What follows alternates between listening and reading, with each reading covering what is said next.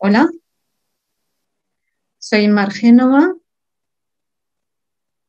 de la Universidad Politécnica de Madrid, en España. En primer lugar, quería agradecerles su participación en este congreso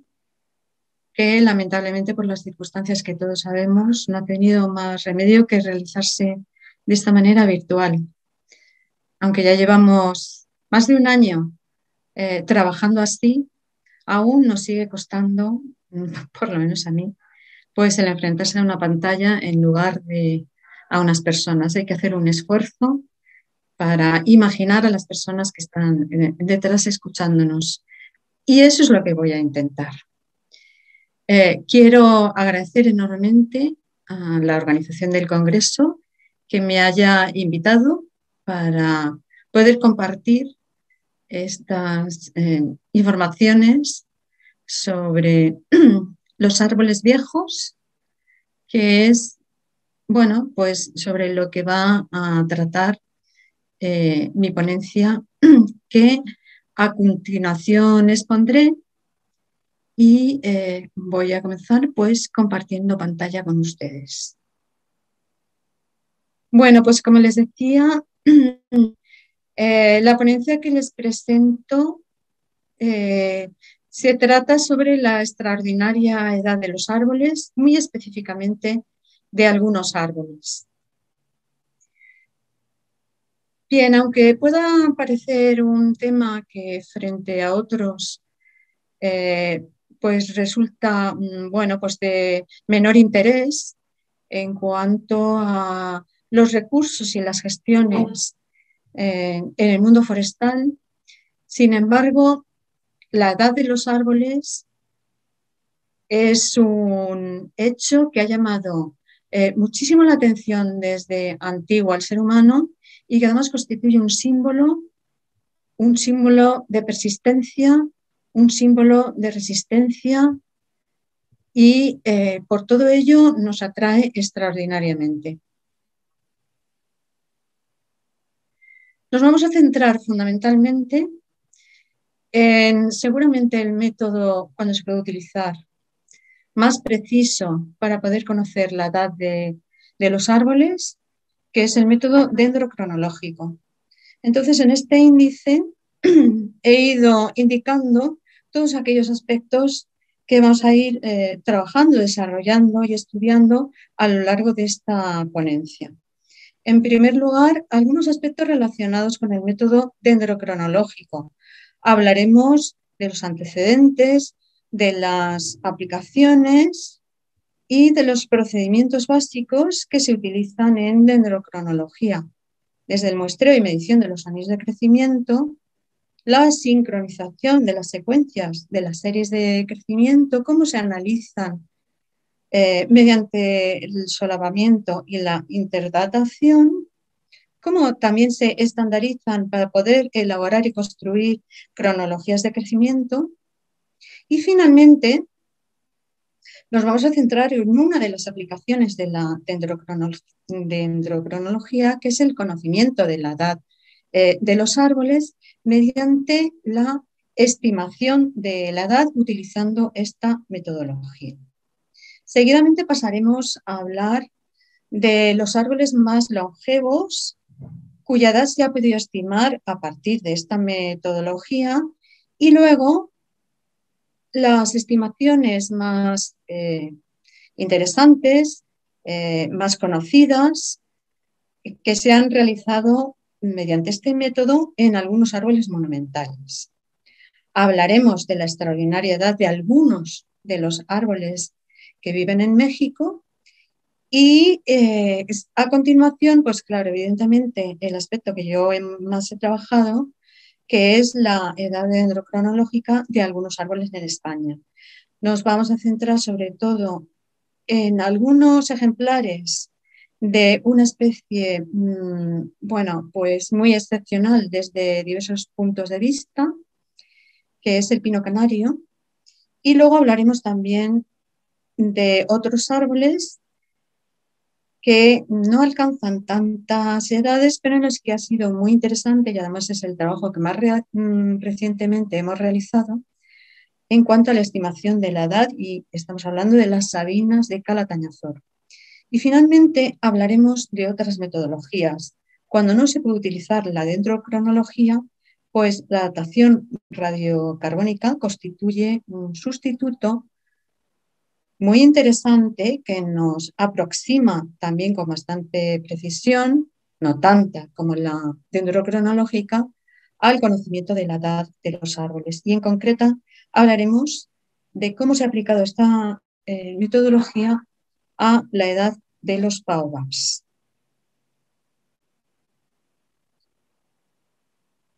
Como habíamos comentado antes, entre los diferentes métodos que se emplean para calcular, para estimar la edad de los árboles,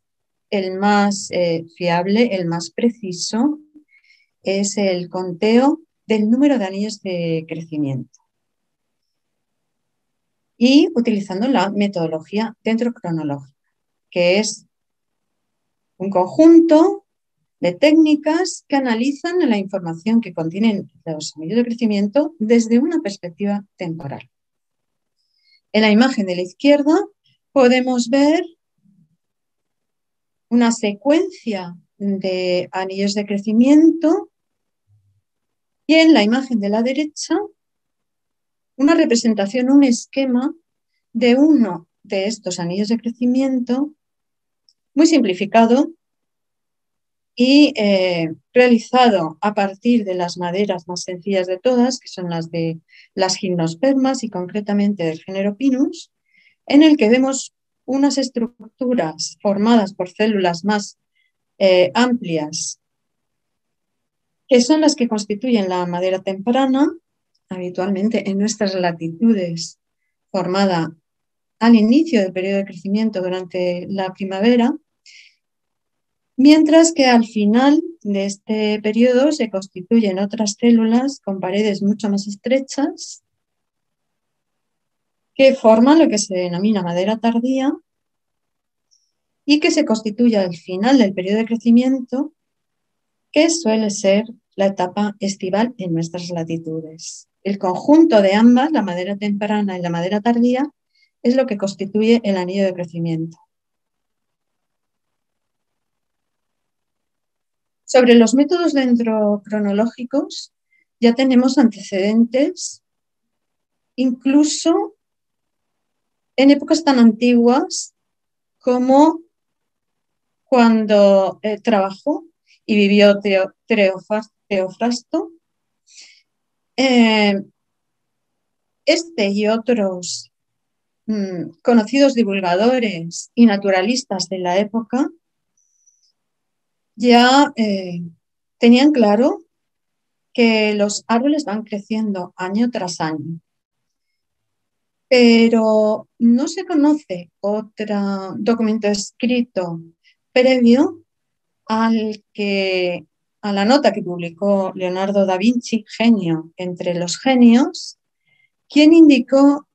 ya que los anillos en los árboles que han sido cortados muestran el número de sus años, relacionando claramente el número de anillos de crecimiento con los años que presentaban esos ejes que habían sido analizados. En las imágenes inferiores tenemos un escaneo de algunas páginas del cuaderno, de 2 páginas concretamente, de uno de los cuadernos que elaboró Leonardo a lo largo de su prolífica vida, en la que recoge sus comentarios, sus observaciones, sus investigaciones sobre este tema.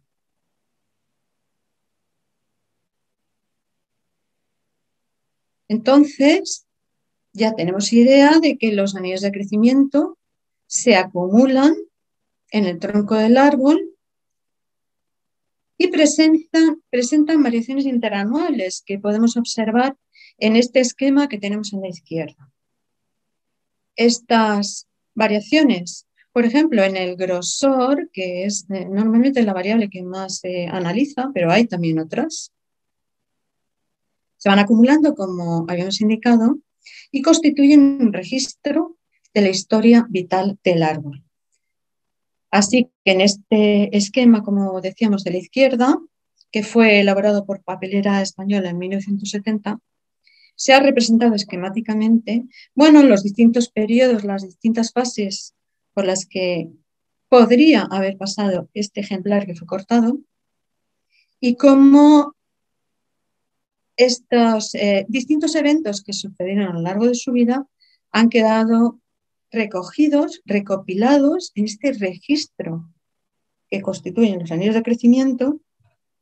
desde las etapas iniciales próximas a la germinación o el establecimiento del ejemplar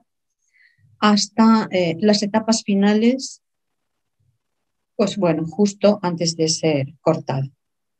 ¿Cuáles son las principales aplicaciones de la dendrocronología? Bueno, pues una de ellas, en las que nos vamos a centrar en esta ponencia, lógicamente, es conocer, estimar la edad de las especies leñosas que presentan estos anillos de crecimiento, como árboles o arbustos. Pero también se pueden aplicar la datación, el conocimiento de los anillos de crecimiento para muchas otras cuestiones de gran interés, como poder datar maderas que proceden de asentamientos humanos o de objetos elaborados con madera, incluso muebles, paneles,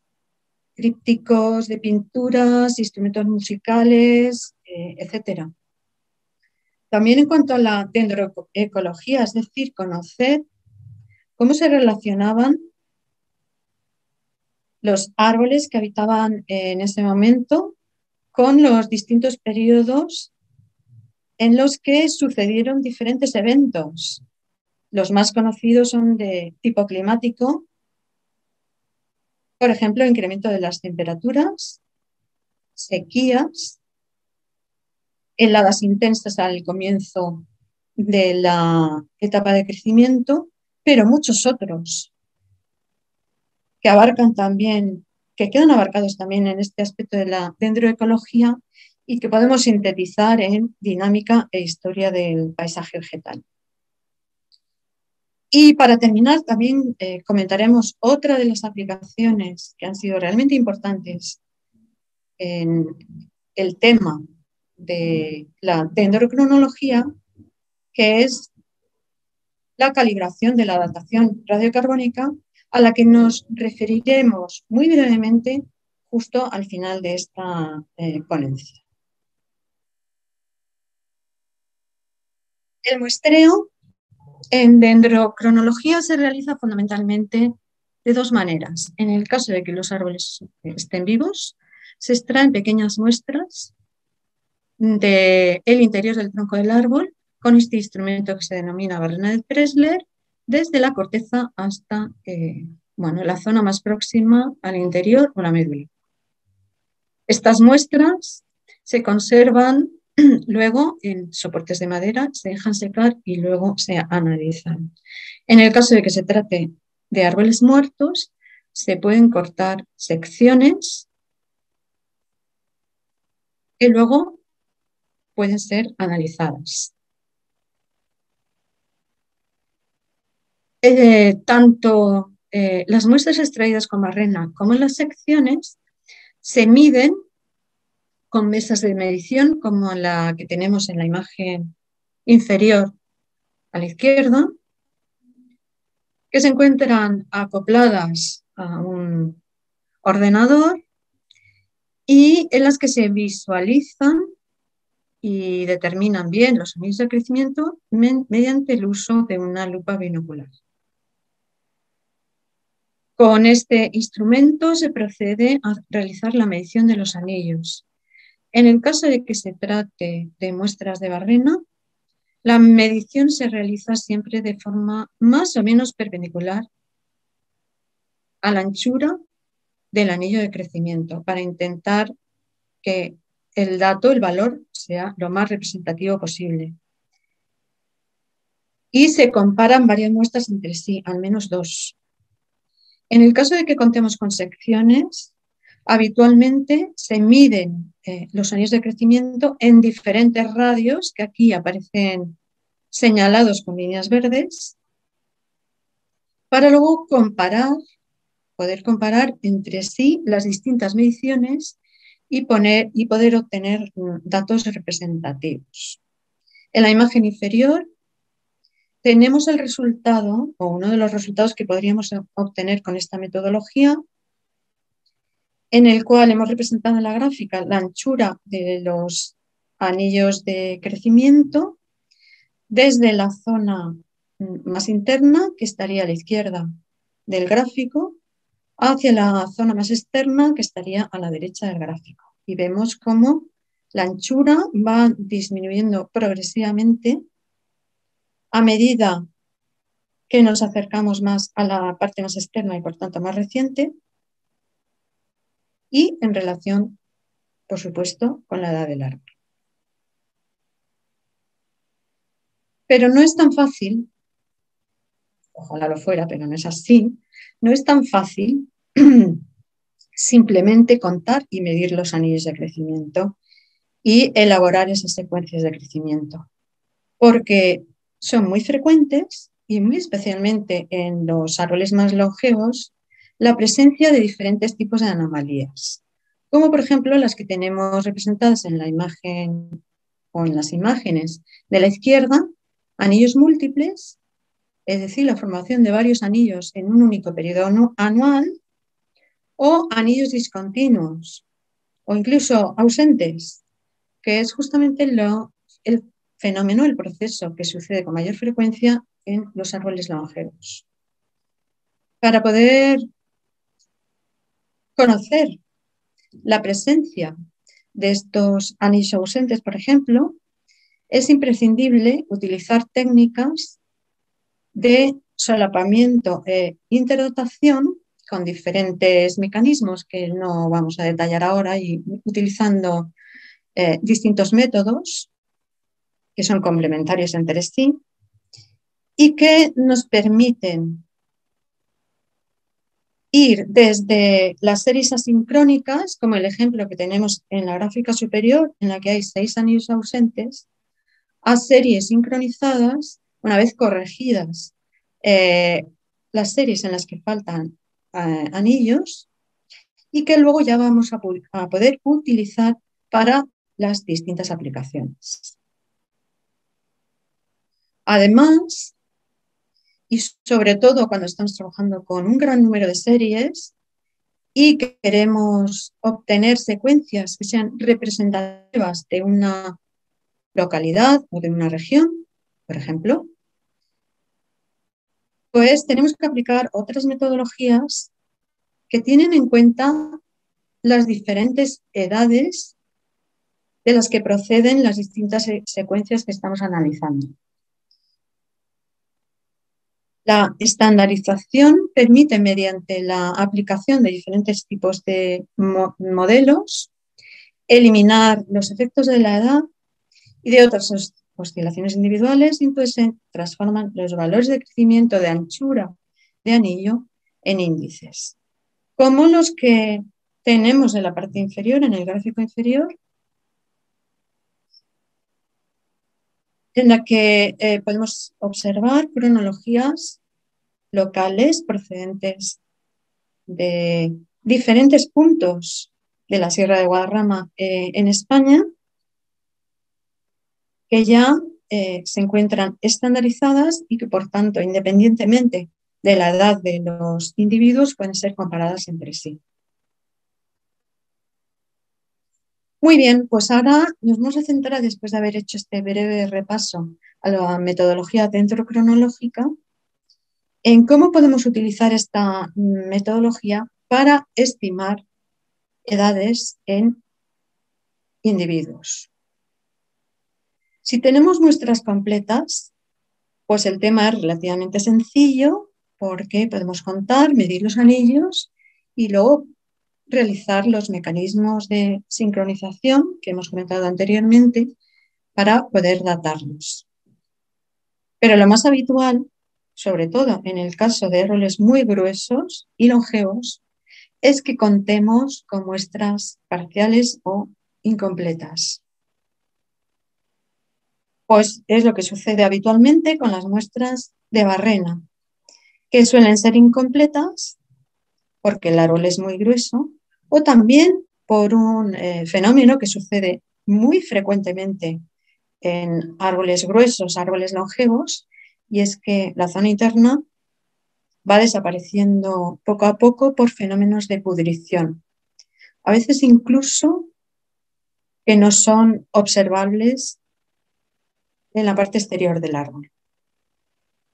Además de ello, siempre estamos hablando de estimación de la edad, porque normalmente las muestras se toman a una altura de 1,30 del suelo y entonces, claro, no recogen los anillos iniciales. Y luego también en las muestras de barrena pues resulta realmente difícil reconocer los crecimientos anómalos que resultan más fáciles en las secuencias procedentes de secciones. Sobre este tema, en el que vamos a ver un inicio y luego un poco de desarrollo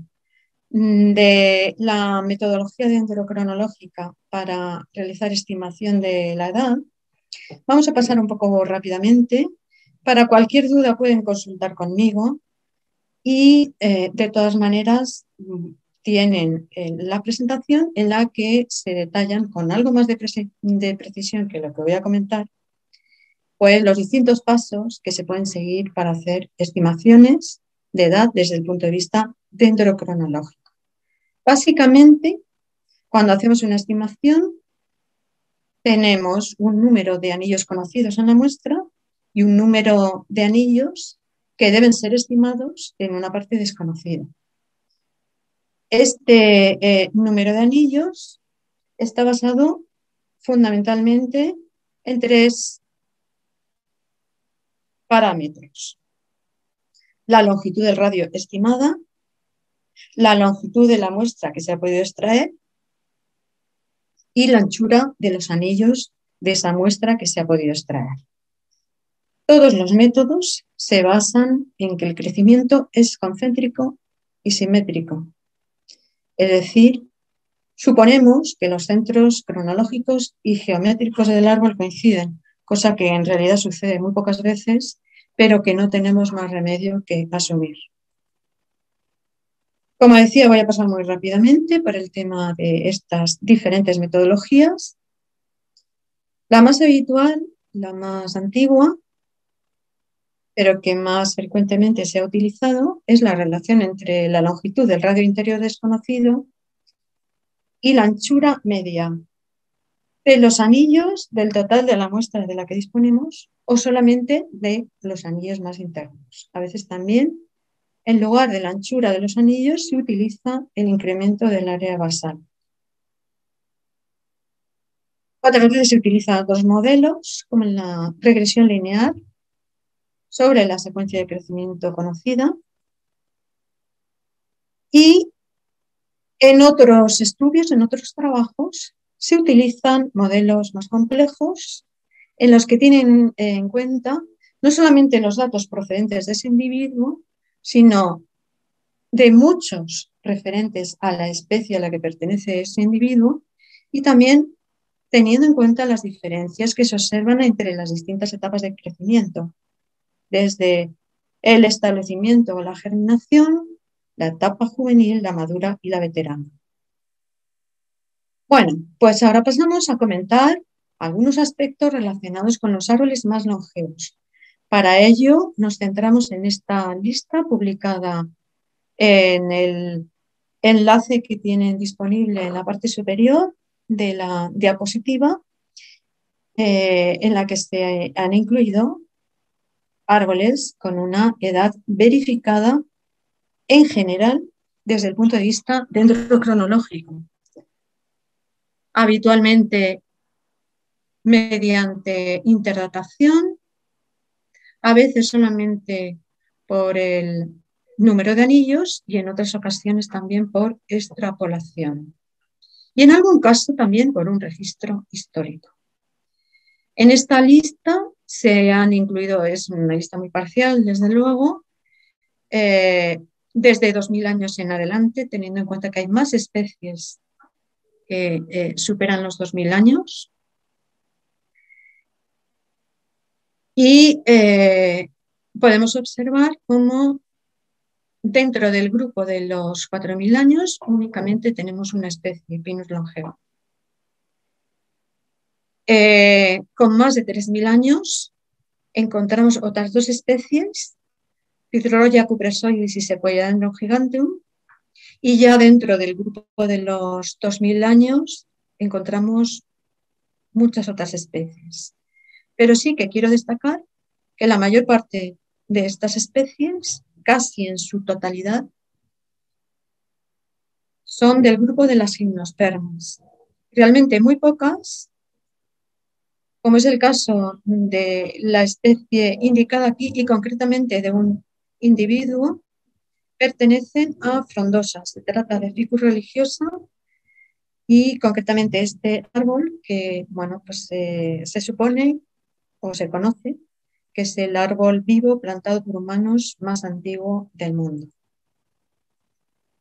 Pinus longeva, como hemos comentado, agrupa los árboles más longevos. Tenemos, por ejemplo, dos individuos, los más longevos, Prometheus y Metusela, o Metusela, Matusalén para nosotros, que, bueno, con edades muy próximas y que superan los 4850 años. Pueden llegar hasta esas increíbles edades porque el tronco está cubierto de una gruesa capa de resina que protege de parásitos y de putrefacción. Muy lamentablemente, del más longevo solamente tenemos sus restos porque fue cortado sin conocer su elevada edad. En la actualidad hay numerosísimas muestras de esta especie en muchísimos individuos. Es una fuente de datos importantísima para gran número de investigaciones paleoclimáticas y en general paleoambientales. Y entre otras, pues vamos a citar una muy concreta en la que se determinaron cómo el crecimiento de estos individuos en las últimas décadas se ha incrementado, sobre todo en diferentes lugares próximos al límite altitudinal de la especie, y lo cual se ha relacionado con el cambio ambiental que se está produciendo en las últimas décadas, especialmente incremento de las temperaturas. Otra especie que alcanza unas edades muy elevadas es el alerce de la cordillera, una especie endémica en las cordilleras de los Andes en el sur de América, de gran tamaño. Más de 3000 años se terminó en un tocón que había sido cortado y lamentablemente, como sucede con muchas otras especies y con muchos otros individuos, pues quedan pocos porque su madera, que es muy valiosa, fue intensamente explotada. Concretamente, en cuanto a la estimación de los árboles monumentales, nos vamos a referir al caso del general Sherman, que es un individuo, un ejemplar de Sequoiadendron giganteum, que está considerado como el ser vivo con mayor cantidad de biomasa de la Tierra. Alcanza hasta más de 80 metros de altura y hemos reproducido aquí los datos referentes a edades bien conocidas desde el punto de vista dendrocronológico de otros ejemplares y que se han utilizado para hacer la estimación de este individuo, la estimación de la edad en este individuo, que como podemos ver varía muchísimo desde las primeras publicaciones en las que se opinaba que podría tener hasta más de 3500 años hasta los datos más actuales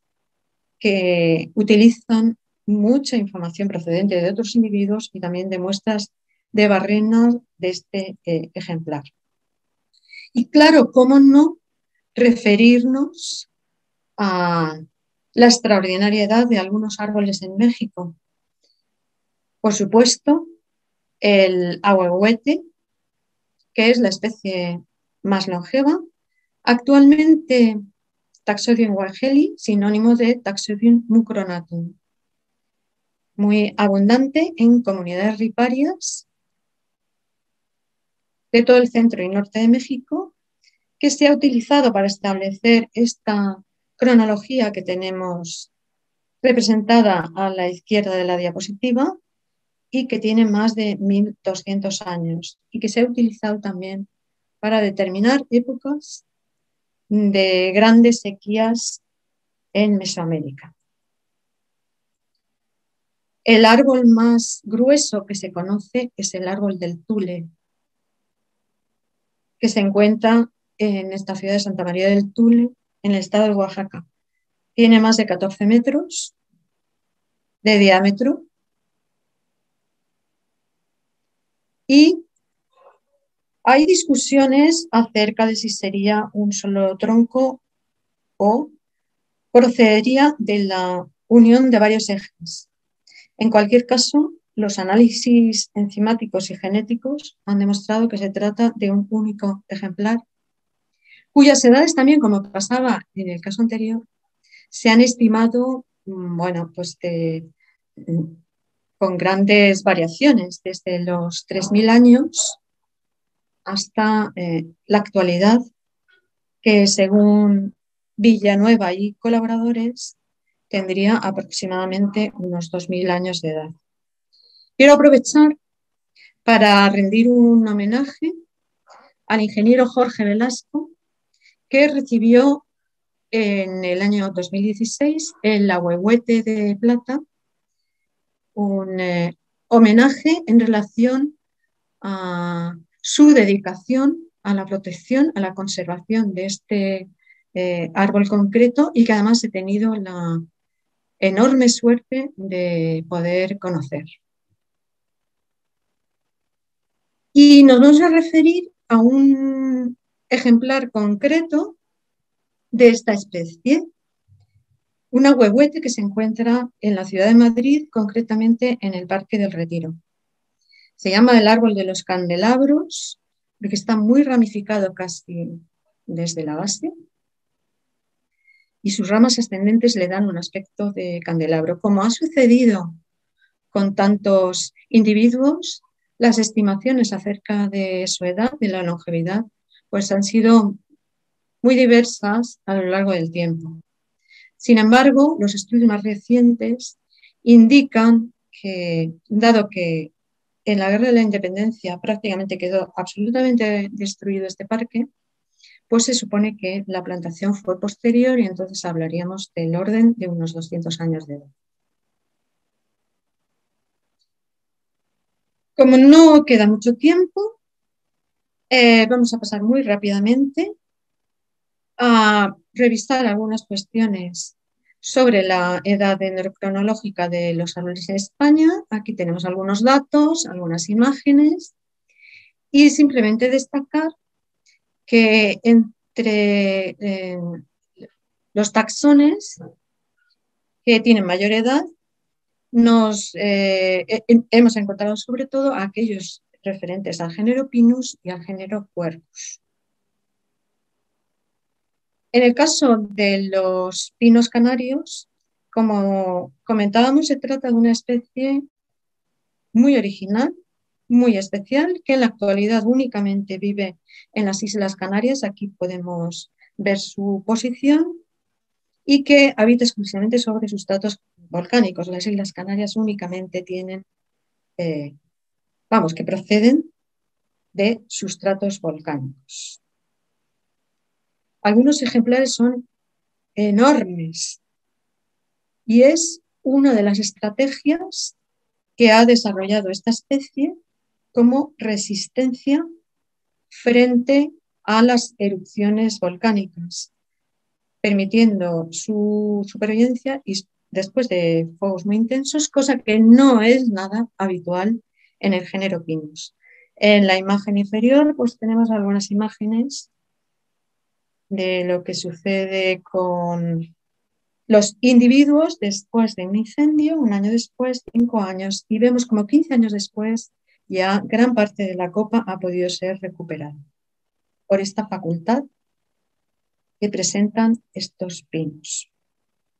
La edad de algunos de estos pinos es legendaria. Aquí tenemos algunas representaciones y una imagen relativamente actual, la más a la derecha, de un ejemplar, concretamente del pino de la Virgen, que se encuentra en la isla de La Palma. Otros individuos en la isla de Tenerife o en la isla de Gran Canaria. Destacaremos, por ejemplo, el pino de las dos pernadas por tener estos dos ejes de similar altura y que se trata del árbol autóctono español más alto. Bien, hicimos estimaciones utilizando modelos complejos que tenían en cuenta las distintas etapas de crecimiento con muestras de barrena. Estos datos son los que podemos ver en la imagen. En concreto, también analizamos un ejemplar más joven, pero con muestras en muy buen estado, que se tomaron posteriormente, y en las que también se pudieron determinar, como se ve en el gráfico, distintas etapas de crecimiento. Muy lamentablemente, en 2007 hubo incendios forestales en las Islas Canarias que afectaron, destruyeron prácticamente 20.000 hectáreas. Bueno, algo muy similar a lo que ha sucedido ya en la península en estos días pasados, que ha sido un acontecimiento realmente muy triste y catastrófico. Algunos árboles que, bueno, son relativamente resistentes a estos incendios, como comentábamos antes, pues fueron quemados en su interior, se quemaron en el interior y cayeron en los meses siguientes. Y entonces, bueno, pues pudimos trabajar con secciones obtenidas del tronco de estos individuos. En el caso concreto del pino de Pilancones, teníamos además diferentes secciones, una de ellas de gran tamaño, como se puede observar en la imagen de la derecha y abajo, en el que los anillos de crecimiento se estimaron, se midieron mediante fotografías, dada la imposibilidad de utilizar la mesa de medición directamente. Bueno, simplemente estos gráficos y datos lo que indican es la relación que existe entre el radio estimado para los individuos más jóvenes, un radio estimado menor, y a medida que este radio estimado es progresivamente mayor, pues se han estimado edades mucho más elevadas en estos individuos. Y también queríamos destacar el hecho de que cuando utilizamos las muestras de barrena, las edades pueden estar infravaloradas. Por ejemplo, este dato de 360 años frente a las secciones que en el caso de este pino, del pino de Pilancones, pues superaban los 500 años de edad. Y en todo este proceso localizamos un gran número de anillos ausentes en estos ejemplares longevos, que en muchos casos también relacionamos con etapas de intensos incendios, como se pueden ver en esta imagen. Otros datos se han analizado en las sabinas de una zona muy concreta de la península, que es la dehesa de Carrillo, que se encuentra en la provincia de Soria, y es referente a la especie Juniperus turifera. Se analizaron numerosas muestras, se obtuvo muestras con barrena Y de estas muestras parciales se utilizaron varios métodos para estimar la edad. Entre otros, utilizamos el método 3, que estaba basado en la determinación de dos etapas, una etapa juvenil y otra madura, que nos parece más coherente con el comportamiento biológico del crecimiento de los árboles y que por eso hemos destacado en este caso. Aquí los resultados que, sintetizando, diríamos que los árboles que presentan radios superiores a 30 centímetros tendrían más de 300 años, algunos árboles superarían los 400 y seguramente al menos uno de ellos superaría los 450 tratándose del ejemplar de mayor perímetro. Y finalmente nos vamos a referir a la datación radiocarbónica, también de manera muy rápida. No nos vamos a extender sobre el método, simplemente comentar que, como se demostró en varios laboratorios, la edad dendrocronológica y la radiocarbónica no concordaban exactamente y entonces en la actualidad se utiliza la datación dendrocronológica para calibrar la radiocarbónica, como comentábamos, una de las principales aplicaciones o una de las aplicaciones fundamentales que tiene la dendrocronología. Este método, mediante la datación radiocarbónica, que permite estimar de una manera más o menos aproximada la edad de materiales orgánicos, se ha utilizado, por ejemplo, para estimar la edad de los baobabs en el sur de África, que como en muchos otros casos, aunque en este con diferencias, oscilan desde los 5.000 años propuestos, por ejemplo, por Livingstone, este conocidísimo viajero en África, menos a principios del siglo XXI, pero en la actualidad se propone que algunos de estos ejemplares podrían llegar a alcanzar más de 2.500 años. Y se debe utilizar la datación radiocarbónica porque esta especie subtropical no presenta anillos de crecimiento bien definidos. Aquí tenemos algunos datos de diferentes trabajos realizados para conocer la edad de diferentes individuos y simplemente comentar que uno de los datos que aportan los investigadores que lo han analizado es que el baobab puede detener su crecimiento durante incluso siglos y realizando todas sus funciones vegetativas y de reproducción, y se debe a que son capaces de almacenar grandes cantidades de agua en su madera procedentes de la temporada de lluvias. Y para finalizar, quería leer esta frase que me parece muy ilustrativa del interés que puede tener conocer y aproximarse, estimar a la edad de